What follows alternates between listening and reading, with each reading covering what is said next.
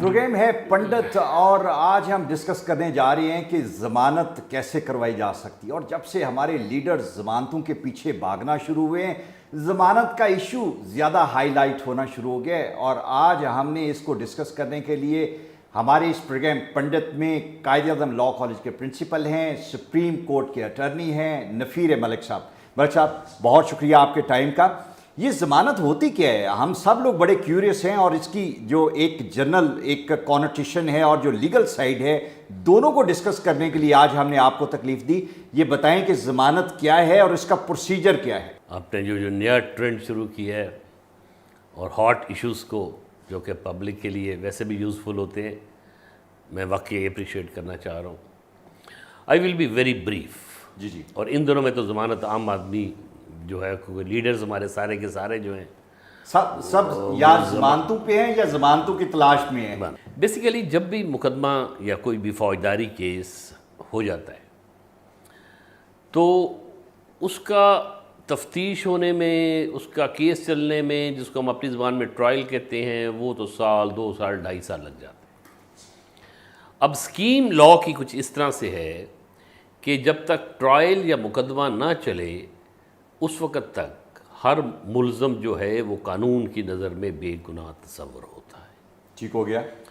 अब मुकदमा दर्ज करने के बाद अगर वो गिरफ़्तार हो गया है और केस चलना है 1.5 साल के बाद, तो ड्यूरिंग दैट पीरियड, उस अरसे के दरमियान कोर्ट के पास ये इख्तियार है कि उस आदमी को ज़मानत पे रिहा कर दे। ज़मानत से मुराद मेरी ये है कि वो आदमी वकील के ज़रिए से एक एप्लीकेशन कोर्ट को देता है और उसमें वो अंडरटेकिंग देता है। और उस अंडरटेकिंग में ये दिया होता है कि मेरी जब भी ज़रूरत होगी, जब ट्रायल चलेगा, मैं हर तारीख़ पर अदालत में हाज़िर हूँगा और अगर मैं नहीं हाज़िर हूँगा तो इतने पैसे मैं सल्तनत पाकिस्तान को बतौर तावान जो है अदा करूँगा। और उसके साथ ही उसी ज़मानतनामे में, जिसको हम अपनी ज़बान में मचलका कहते हैं, उसका एक श्योरिटी या ज़मानती भी आता है और वो भी अपनी ज़मीन के कागज़ात या मकान के कागज़ात और आईडी कार्ड की कॉपी, और वो अंडरटेकिंग देता है कि अगर ये नहीं देगा, मैं ज़मानत देता हूँ कि ये हर पेशी पर पेश होगा और ये अगर पैसे नहीं देगा तो मैं पैसे दूंगा। सो इस दौरान, जस्ट 1 मिनट, केस के कंक्लूड होने तक उसको अगर जेल से रिहा कर दिया जाए तो इसे हम ज़मानत कहते हैं। ठीक हो गया। अब जुराइम जो हैं वो 2 तरह के हैं। नहीं, हम जुराइम पे जाने से पहले हम इसका जो पहला पार्ट है उसे भी मैं समझना चाहूँगा कि कहा यह जाता है कि अच्छा, प्री रेस्ट बेल जो है, प्री रेस्ट बेल जब गिरफ्तार होने के बाद, तो हम पोस्ट रेस्ट बेल की आपने ये प्रोसीजर बताया।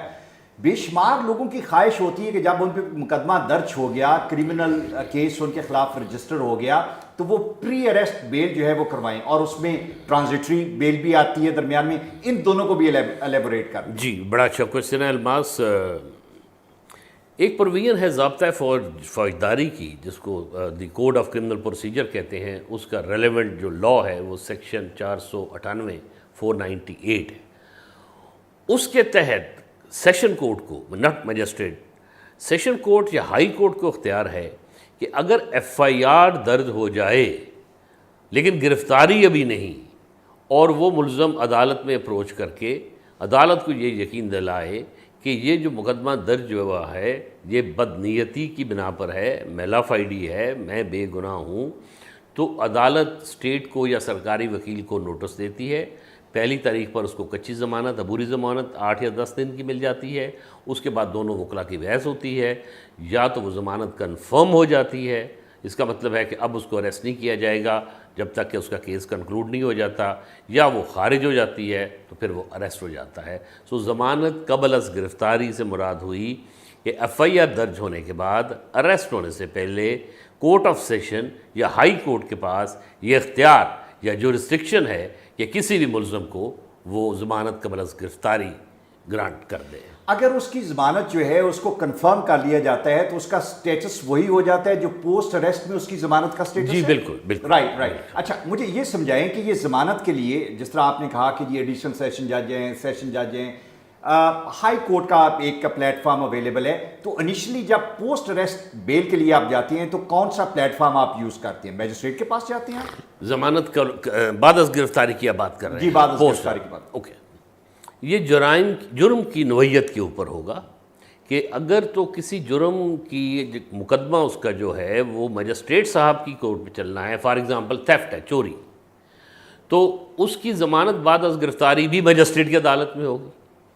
اور اگر وہ کوئی ایسا کیس ہے جس کا جو ٹرائل یا مقدمہ ہے وہ سیشن کورٹ میں چلنا ہے، فار ایگزامپل قتل، مرڈر، تو اس کی ضمانت بعد از گرفتاری کا اختیار جو ہے وہ سیشن جج کو ہے، مجسٹریٹ کے پاس نہیں ہے. بالکل ٹھیک ہو گیا. اچھا مجھے یہ بتائیں کہ اگر آپ کی ضمانت کسی سٹیج پہ ریجیکٹ ہو گئی، اس کا کسی بھی کورٹ نے اس کو، تو اس کی اپیل بھی موجود ہوتی ہے؟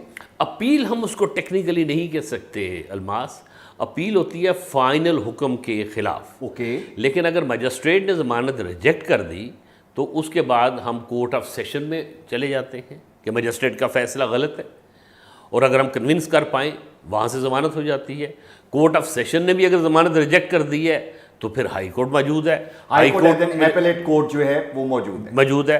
اور اگر ہائی کورٹ نے بھی ریجیکٹ کر دی ہے تو دین دی ایپیکس کورٹ، سپریم کورٹ کے پاس بھی جو ہے وہ ہم جا کے تو ضمانتیں کرواتے ہیں. سو ہیرارکی آف کورٹس ہے، مجسٹریٹ سے شروع ہو کے سپریم کورٹ تک جو معاملات کو دیکھتی ہے. اچھا اب جو امپورٹنٹ بات ہے وہ یہ بتائیں کہ جب کوئی بندہ کنوکٹ ہو جاتا ہے، عدالت سزا دے دیتی ہے اور اس سزا کے فیصلے کے اگینسٹ وہ اپیل میں چلے جاتے ہیں، تو اس پروسیس میں کیا دوبارہ بیل اپلائی کی جا سکتی ہے؟ جس طرح ابھی کرنٹ ایک بڑا امپورٹنٹ کیس ہے، ہم اس کو بھی سمجھنا چاہیں گے کہ اس کا پروسیس کیا ہوتا ہے. میں ایکسپیکٹ نہیں کر رہا تھا، میرا خیال تھا آپ صرف کارپوریٹ کمرشل یا سائبر سپیس لاز کے ایکسپرٹ ہیں، لیکن یہ بڑا ریلیونٹ. حالات نے اس سائڈ پہ بھی ہر کسی کو ایکسپرٹ کر دیا. جی بالکل. اگر کسی ملزم کو کوئی کورٹ سزا دے دیتی ہے تو اس کی جب اپیل فائل کی جاتی ہے تو ایپیلیٹ کورٹ، مجسٹریٹ نے سزا دے دی، اپیل گئی سیشن جج کے پاس، سیشن جج کو اختیار ہے کہ اس کو ضمانت پہ رہا کر دے، لیکن اسے ہم ٹیکنیکلی ضمانت نہیں کہتے. یہ بے شمار وکلا اور ججز کو بھی شاید نہ پتہ ہو، معذرت کے ساتھ، وہ پھر سسپینشن آف سینٹینس ہے. Okay right. یعنی اس دوران اس کی سزا معطل، سسپینڈ ہو گئی عام آدمی کے نزدیک بیل ہی، لیکن ٹیکنیکلی ہم اس کو بیل نہیں کہیں گے، سسپینشن آف سینٹینس کہیں گے. تو یہ اس کی ثواب دید ہے یا ڈسکریشن ہے ہائر کورٹ کی کہ جب تک اپیل کا فیصلہ نہیں ہو جاتا اس وقت تک اس کو وہ جیل سے باہر نکال دے. سر ایک بندے کی بیل نہیں ہوئی اور وہ اس کو جیل میں بھیج دیا گیا، لیکن جب فائنل آرڈر آیا تو وہاں پہ اس کے کوئٹل کے آرڈرز تھے. وہ جو اس کا ٹائم پیریڈ زندگی کا ضائع ہوا بیہائنڈ دی بار اس کے لیے اور فیملی کے لیے، مجھے لیگل فلسفی میں یہ سمجھائیں کہ اس کی کیا ریمیڈی ہے. ایک شخص جس کو فائنلی آپ نے یہ کہا کہ یہ بے گناہ تھا، اس کا قصور کوئی نہیں تھا، لیکن اس کے باوجود آپ نے 4 سال اس کو جیل کے پیچھے رکھا.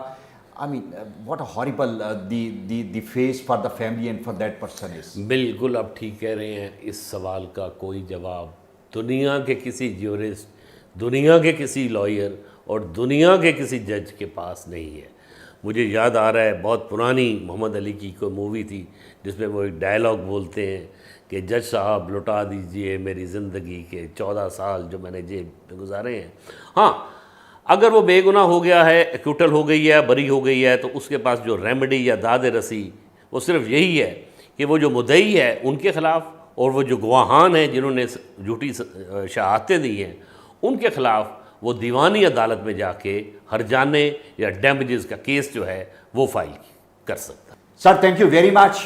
آپ کی وساطت سے آج ہمیں بیل کا پروسیس جاننے کا موقع ملا، سمجھنے کا موقع ملا. ہمارے ملکی حالات میں جو ہر روز ہم بیل کو ڈسکس کرتے ہیں، آج ہم نے ایک اتھارٹی سے یہ جانا کہ بیل کیا ہوتی ہے، اس کے پروسیجرز کیا ہیں، امپیڈیمنٹس کیا ہیں. اگلے پروگرام میں ایک نئے مہمان کے ساتھ، نئے پنڈت کے ساتھ حاضر ہوں گے. Thank you very much.